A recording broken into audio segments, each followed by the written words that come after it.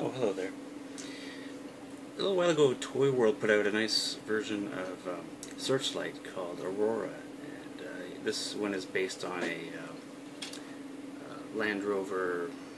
I don't know the model, but he's a pretty close rendition of what we had in the G1 Throttlebots. The only problem with Aurora, or Searchlight as he was called then, is he doesn't have any searchlights on him, which I think was quite an oversight. Unless you want to, he's very real-world vehicle accurate, but to me he just needed to have the searchlights. So I added some with some junk I found around the house. You'll notice this one's a little bigger because this is a KO or knockoff version, and he's oversized. I got him from searchlights.com. Yeah, it's really nice. Even the knockoff is a wonderful quality. And again, all I did is add these and paint his little bolts here. So I'll show you how to do it. Let's head into the workshop. So here is our KO Aurora Searchlight homage now with searchlights. And how did I do this? Well, I had to find something to make the lights, of course. So I was going for just the G1 look, which I think is sort of supposed to look like a rally car with those headlights. And I think he's actually got, I don't know, 6 of them, but I could fit these 4. Now what I used was one of these cat lasers that you can get at probably the dollar store, or well, any pet section, and you can just unscrew the ends of this. So I don't know where I found 4 of these, but somehow I had them. So those are just the caps off of the ends of these this pet laser.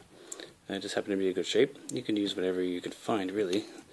So yeah, I got 4 of those, and then I used a file to give it a bit of a flat surface to adhere to. I filed down just one edge of each one of these so that it could sit there without rolling away. And then I used my best friend in the world as far as hobbies goes right now, which is cyanoacrylate glue, or CA glue. This is really common in the hobby community right now. I got mine from hobbylink.com, as you can see here. Their brand works just fantastic, really. And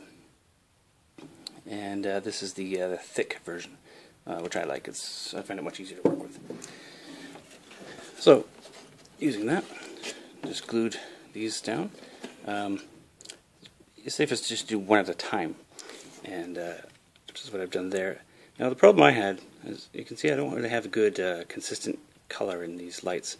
I was trying to fill it. At first I used Elmer's school glue because that's worked for me in other projects, but it didn't really fill. It just seemed to sort of harden against the sides. Oh, by the way, these ones, the little aperture for the laser is a hole there, so I just put a piece of Scotch tape on the back of each one just to keep it from running out. And again, I used the CA glue to fill this when the Elmer's didn't work on this one. So the CA gave me a little nicer result. And then, of course, I wanted to have it some color, which, usually they're yellow. And for that, I used the Mr. Hobby clear yellow paint. And, yeah, that worked quite nicely. So now he's got his 4 searchlights. And I'm trying to get a picture of this in vehicle mode as well. And I think it looks a lot better now. Like that, much more like the G1. And now the KO version of this guy has a blue visor. So I actually took the head apart and painted that with a solid Tester's yellow to make him a yellow visor, so which unfortunately means I've lost the light piping. If you have the original Toyworld version, he does have a light piped yellow visor, so nothing to worry about. Now for that version, I don't know what would work for these lights, because of course you're going to have a smaller scale. This KO is oversized. But if you have any ideas, please leave them in the comments below. I hope that helps. So here's a quick little update to show you the vehicle mode, and as you can see, it looks much more like a rally style vehicle. And it doesn't impede transformation at all. Everything works fine. You can still stow his weapon down here as usual. I think it looks a lot better. Don't mind the seam here. This is just acts like a transformer in this guy. He's got some stiff leg joints. But overall, it's a great toy. Even the knockoff, I can't tell any difference between the Toyworld version. Although you should probably buy the Toyworld version if you're interested in this character. because that's the legitimate one. The only problem is he's a smaller scale, so again, I don't know where you're going to find something to go here, but you really just need something that's like a hemisphere shape. I just got this version because I'm a cheapskate and it saved me $10, I think. The legitimate Toyworld version's on sale at Big Bad Toy Store for $30, I think, so you can't really go wrong. And I got this guy for I think $20, and we'll see.